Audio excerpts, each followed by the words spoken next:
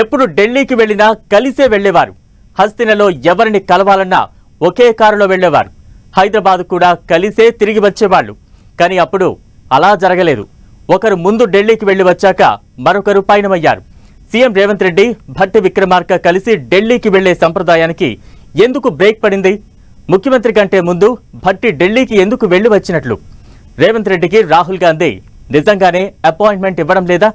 అసలు కాంగ్రెస్ లో ఏం జరుగుతోంది?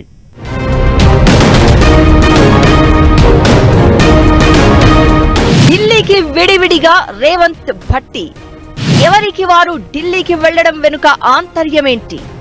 రేవంత్ కు రాహుల్ అపాయింట్మెంట్ ఇవ్వడం లేదా?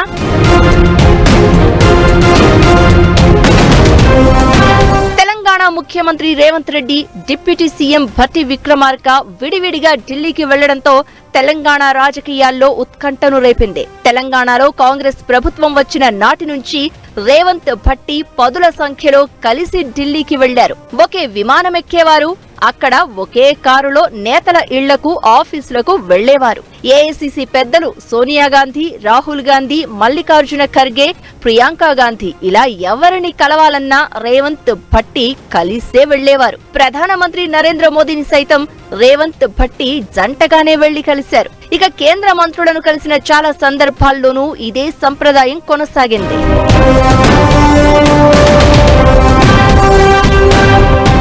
కానీ ఇప్పుడు ఆ సంప్రదాయానికి బ్రేక్ పడింది. ఈసారి సీఎం రేవంత్ ఢిల్లీకి వెళ్లక ముందే భట్టి విక్రమార్క వెళ్లి వచ్చారు. ఢిల్లీలో రాహుల్ గాంధీతో సమావేశమై రాష్ట్రంలోని తాజా పరిణామాలను వివరించడంతో పాటు మంత్రివర్గ విస్తరణ, నామినేటెడ్ పోస్టుల భర్తీపై చర్చించినట్టు సమాచారం. ఇటు బంధువుల పెళ్లికి రాజస్థాన్ వెళ్లిన సీఎం రేవంత్ రెడ్డి అటు నుంచి ఢిల్లీకి వచ్చేసరికి భట్టి విక్రమార్క ఢిల్లీ టూర్ ముగించుకుని, అటు నుంచి ఢిల్లీ వచ్చేసరికి భట్టి విక్రమార్క ఢిల్లీ టూర్ ముగించుకుని హైదరాబాద్ వచ్చేశారు. ఇదే ఇప్పుడు కాంగ్రెస్ పార్టీ వర్గాల్లో చర్చనీయాంశమవుతోంది.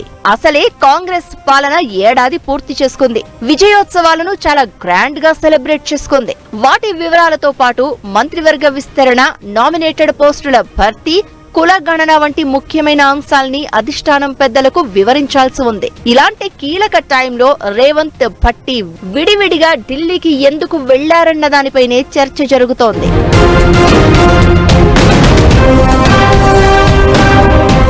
మరి ముఖ్యంగా మంత్రివర్గ విస్తరణ, నామినేటెడ్ పోస్టుల భర్తీ వంటి అంశాలపై అధిష్టానంతో చర్చించాల్సి ఉంది. అయితే రేవంత్ రెడ్డి కంటే ముందే డిప్యూటీ సీఎం భట్టి విక్రమార్క ఒక్కరే రాహుల్ గాంధీని కలిసి ఈ అంశాలపై చర్చించడం ఆసక్తికరంగా మారింది.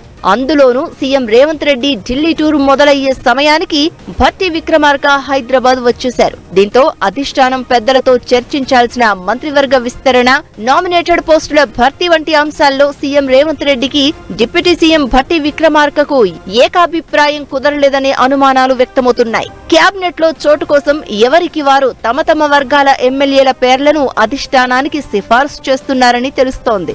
ఈ కారణంగానే సీఎం రేవంత్ రెడ్డి కంటే ముందే భట్టి విక్రమార్క ఢిల్లీ వెళ్లి రాహుల్ గాంధీని కలిశారని టాక్ వినిపిస్తోంది.